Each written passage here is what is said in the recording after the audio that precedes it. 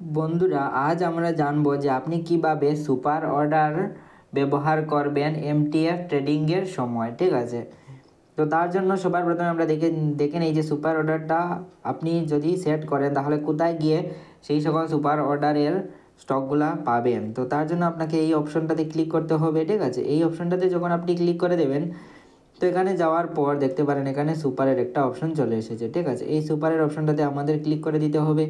যেই না আমরা এখানে ক্লিক করব তো এখানে দেখতে পারেন যে এখানে সার্চ টু প্লেস অর্ডারের একটা অপশন চলে এসেছে।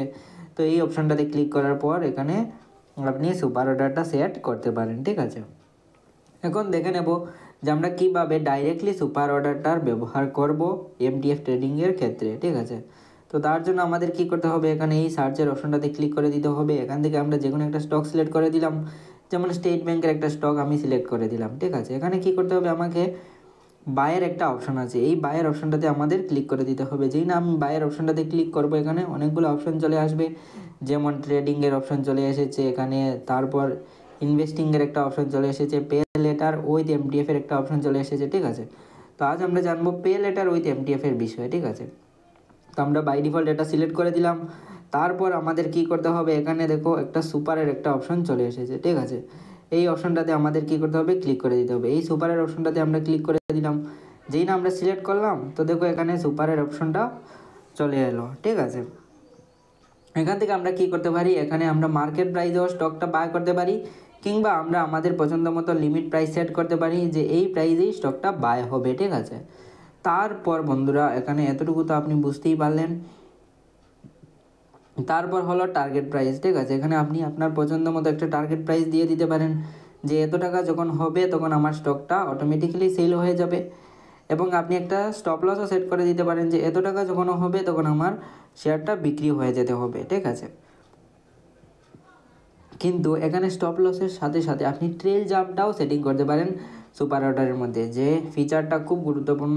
তার জন্য আপনাকে অ্যাড ট্রেল জাম্পের মধ্যে ক্লিক করে দিতে হবে। এখন দেখো বন্ধুরা, ট্রেল জাম্প মানে কি, ট্রেল জাম্পের বিষয়ে যদি বলা হয় সেটা হলো বন্ধুরা, যেমন আমি বলি, যদি আপনি যে কোনো একটা স্টক, যেমন এই 782 টাকা 50 পয়সা দিয়ে আপনি একটা স্টক কিনলেন মনে করেন।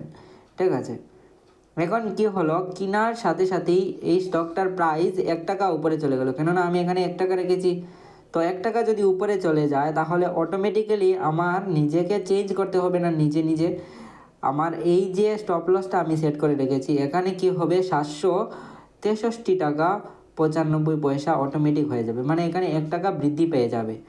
তাতে কি হবে, আপনার যত টাকা উপরে যাবে না বাইং প্রাইস থেকে, যত স্টকের প্রাইস উপরে যেতে থাকবে তত কি হবে, আপনার স্টপ লসের যে অ্যামাউন্টটা আছে সেটাও ইনক্রিজ হতে থাকবে। তাতে কি হবে, আপনি যে দামে স্টপ লস লাগিয়ে রেখেছেন সেই দাম থেকে আরও বেশি দামে হয়তো বা স্টপ লস হিট হয়ে যেতে পারে। ঠিক আছে, মানে যদি ভগবান না হোক আপনার স্টপ লস হিট হয়ে যায় তাহলেও আপনার লসটা কম হওয়ার চান্স বেশি থাকে। ঠিক আছে, আপনি এখানে আপনার হিসেবে রাখতে পারেন যে 1 টাকা নয়, যদি 2 টাকা হয় স্টকের প্রাইস, যদি 2 টাকা বৃদ্ধি পেয়ে যায় বাইং প্রাইস থেকে, তাহলে এখানে আপনার স্টপ লসটা 2 টাকা বৃদ্ধি পাবে।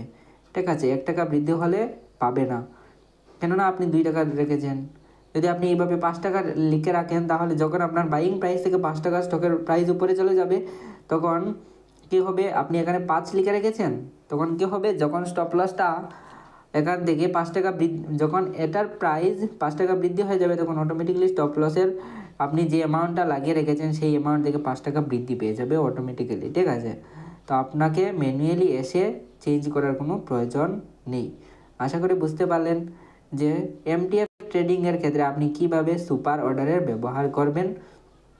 তারপর বন্ধুরা এখান থেকে আপনি বাইয়ের অপশনে ক্লিক করে বাই করতে পারেন। ঠিক আছে, আর আপনি যদি ধরেন মধ্যে ডিমেট অ্যাকাউন্ট ওপেন করে না থাকেন তাহলে আমি ডিসক্রিপশন বক্সে লিঙ্ক দিয়ে দেবো, সেখান থেকে আপনি ফ্রিতে নিজের ডিমেট অ্যাকাউন্টটা ওপেন করে নেবেন।